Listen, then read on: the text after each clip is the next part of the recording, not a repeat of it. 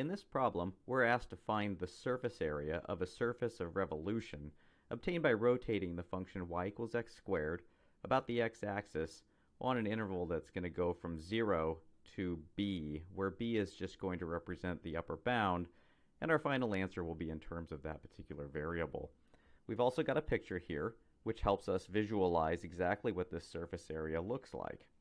So let's start setting this up. The general formula for a surface integral would be the double integral over the region S of f of x, y, z ds. And to compute that surface area that we're asked to find here, we know that we would take the function to be 1.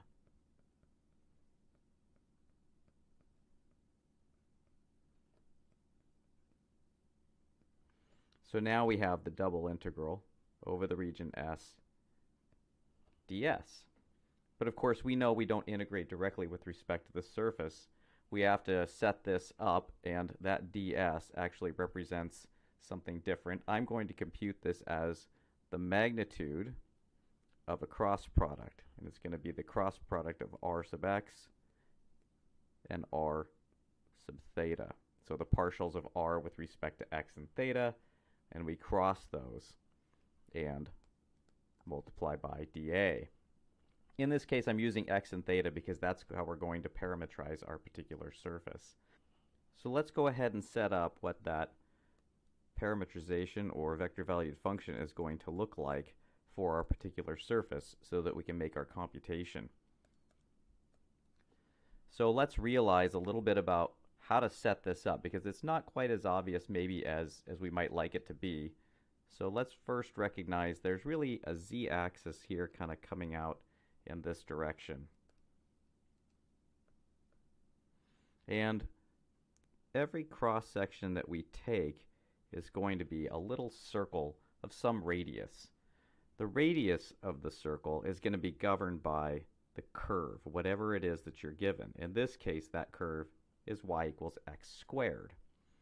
So we have that r, the radius of our circle, is going to be given by x squared. So now we just need to parametrize the circle using our normal understanding. We have this idea that a circle can be parametrized by r cosine theta and r sine theta. Again, our radius is varying according to x squared. So what we have is something that looks like x squared cosine theta and x squared sine theta. Now the only difference here is that we've got to parametrize it with respect to a couple different variables than maybe what we might be familiar with. And what I mean by that is the circles themselves, here, here, and here, they all lie in a plane that runs parallel to the YZ plane.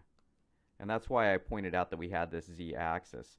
And why that's important to us is because the orientation here is a little different. Instead of standing up where the volume is rotated around, say, the z-axis and everything lies in the xy plane, here the projections are going back into the yz plane.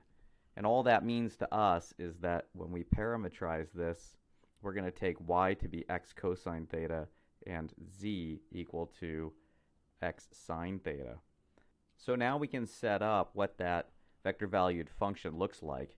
In this case, we'll let x be x, and we're going to take y to be x squared cosine theta and z to be x squared sine theta. And maybe we'll just slide this down a little bit so we've got a little extra room to work with it. Okay, so now that we have our vector valued function here, we can go ahead and find those partials. So we'll take the partial of r with respect to x, and we get 1, 2x cosine theta, and 2x sine theta. And the partial of r with respect to theta is going to be equal to 0 minus x squared sine theta and x squared cosine theta. And then we take the cross product and find its magnitude. So I've already done that. the magnitude of r sub x cross r sub theta here turns into x squared times the square root of 4x squared plus 1. So now we have our double integral that we can continue to set up. This is going to be the double integral of x squared, square root 4x squared plus 1 dA.